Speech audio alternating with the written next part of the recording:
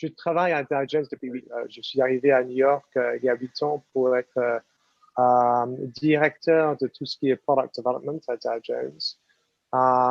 Donc, pour travailler sur tout ce qui est web, app, tout ce qui est numérique pour Dow Jones. Donc, Dow Jones, ça comprend The Wall Street Journal, Barron's, MarketWatch, un nombre de marques, dont la marque la plus importante, c'est The Wall Street Journal. Donc, le travail que j'ai fait au début, c'était de refaire tout ce qui était web, tout ce qui était apps, parce qu'il n'y avait pas assez de travail qui avait été fait dans la période avant que je suis arrivé. Mais depuis 5 ans, j'ai changé de travail et je suis devenu Chief Innovation Officer. C'est un titre, disons, très américain. Mais bon, le travail consiste d'abord à gérer nos relations avec les grandes sociétés tech, donc Google, Amazon, Microsoft, Facebook, Apple, et aussi de travailler sur les nouvelles opportunités pour Dow Jones. Par exemple, quand nous avons eu la crise COVID qui est arrivée à New York au mois de mars de l'année dernière, on a perdu tout notre business de conférence et on a dû se poser la question, bon, est-ce que ce business est fini ou est-ce qu'on va le recréer d'une façon numérique? Donc, j'ai mené un projet pour voir ce qu'on pourrait faire pour recréer notre business conférence dans une façon numérique. Donc, je travaille, disons, sur des projets très, très ciblés qui sont très importants, disons, au sein de notre groupe en termes du futur de nos médias. Mais je gère aussi, et ça c'est devenu de plus en plus important, nos relations avec les grandes sociétés de technologie. David, je pense qu'ils ont certains avantages. Bon, l'avantage évident, c'est qu'ils ont beaucoup d'argent. Mais en fait, c'est pas ça. C'est l'avantage le plus énorme ce qu'ils ont, c'est le data. C'est le data sur tout, le data sur nos façons de consommer les médias, qu'est-ce qui marche pas. Donc, par exemple, David, si tu gérais tout ce qui était YouTube, tout ce qui est d'actualité sur YouTube, tu verrais quand est-ce que les personnes consomment les médias, quelle est la longueur idéale pour les vidéos, quels sont les personnages qui marchent le mieux. Et ce data, c'est très, très important parce que ça permet aux sociétés tech de créer des produits, disons, peut-être les meilleurs produits du monde en termes de médias. Bon, après ça, ils ont aussi des ingénieurs. Donc, quand ils voient quelque chose qui change dans le data, ils peuvent basculer très rapidement et adapter leurs produits d'une façon très rapide. Mais la troisième chose qui est peut-être moins évidente, David, c'est que c'est des sociétés qui n'ont pas peur.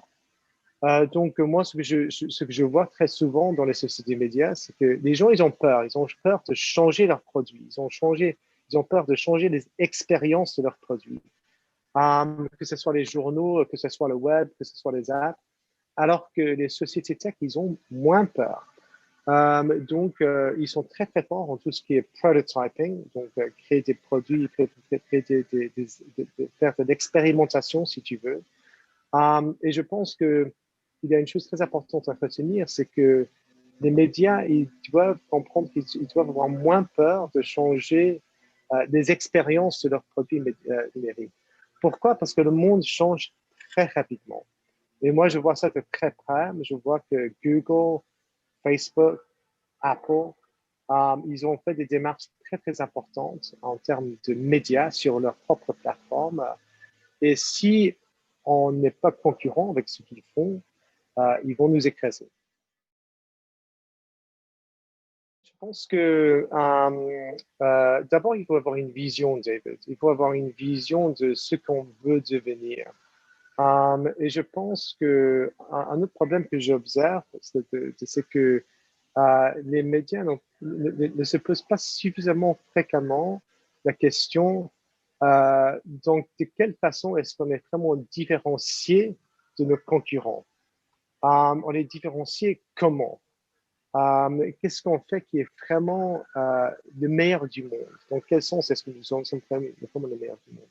Donc, je pense qu'il faut d'abord avoir une bonne vision de différenciation vis-à-vis des concurrents. Deuxièmement, il faut être très, très clair qui sont les concurrents. Parce que la concurrence, ça change tout le temps. La concurrence, bon, David, toi, tu es français, la concurrence dans ton marché, si tu travailles par exemple dans Le Monde, c'est d'autres journaux, mais aussi c'est aussi Prut, par exemple. La concurrence, c'est Prut.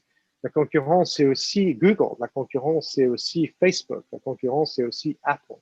Donc, il faut être très clair qui sont les nouveaux concurrents et comment est-ce qu'on peut faire concurrence avec ces sociétés-là. Et puis la troisième chose, David, je pense que c'est faut créer un environnement où on peut changer rapidement, où on peut changer les produits rapidement. Ce que j'observe, c'est que nous sommes maintenant en 2021 et que le rythme de changement dans tout ce qui est numérique n'a pas beaucoup changé depuis 10 ans parmi les médias. Et ça, c'est une grosse faiblesse. D'abord, David, je suis jamais très satisfait de mes projets. Donc, mais je pense que le travail que j'ai beaucoup apprécié depuis 2 ans, c'est de travailler avec les grandes sociétés tech. C'est-à-dire que si on regarde la situation où nous étions il y a, disons, 5 ou 10 ans, c'était un peu la guerre entre les médias et les grandes sociétés tech. Mais je pense que ça change. Je pense que ça change rapidement.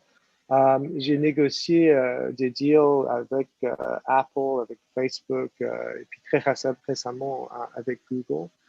Et je pense qu'il y a maintenant une possibilité de créer une situation qui est peut-être un peu similaire à la situation de la musique. Bon, la musique, entre, disons, dans 2014, c'était sans arrêt en déclin, après, disons, la période Napster. Mais depuis 2014, la musique a commencé à croître, les ventes ont commencé à déclencher. Et nous sommes revenus presque à un nouveau sommet pour la musique. Pourquoi? Parce que les sociétés de musique, Universal, Warner, d'autres, ont trouvé des moyens de travailler avec les plateformes et ils ont trouvé des nouvelles façons de vendre leurs produits à travers les plateformes. Bon, dans les médias, nous n'en sommes pas encore là, mais ça ne veut pas dire que nous ne pouvons pas arriver à ce moment-là. Donc, je suis de plus en plus optimiste qu'on peut trouver des façons de travailler avec les grandes plateformes de technologie pour trouver des moyens pour vendre notre produit, c'est le journalisme dans une façon qui est très bien pour les sociétés de médias et bien sûr très, très bien pour les lecteurs qui sont déjà sur ces plateformes. Moi, je me sens bien, je me sens en bonne santé, c'est déjà le plus important pour moi, pour ma famille, pour mes amis, donc je suis déjà reconnaissant pour ça. Mais écoute, nous sommes dans un monde, David, qui change très rapidement. Et ce qui m'intéresse le plus, c'est de penser où les médias pourraient être d'ici 2 ans. Donc, moi, vraiment, mon focus, c'est ça. C'est de penser où nous y allons. Et j'observe qu'il y a des changements très profonds dans tout ce qui est audio, tout ce qui est vidéo, tout ce qui est communauté. Donc, ce que j'espère consacrer mon temps professionnel de cette année, c'est vraiment de réfléchir où nous serons d'ici les 2 ans et de créer des produits pour le marché et où le marché sera d'ici les 2 ans. Parfait. Vraiment, je te remercie 1000 fois, Edouard, pour ton soutien. Merci bien, David. Merci.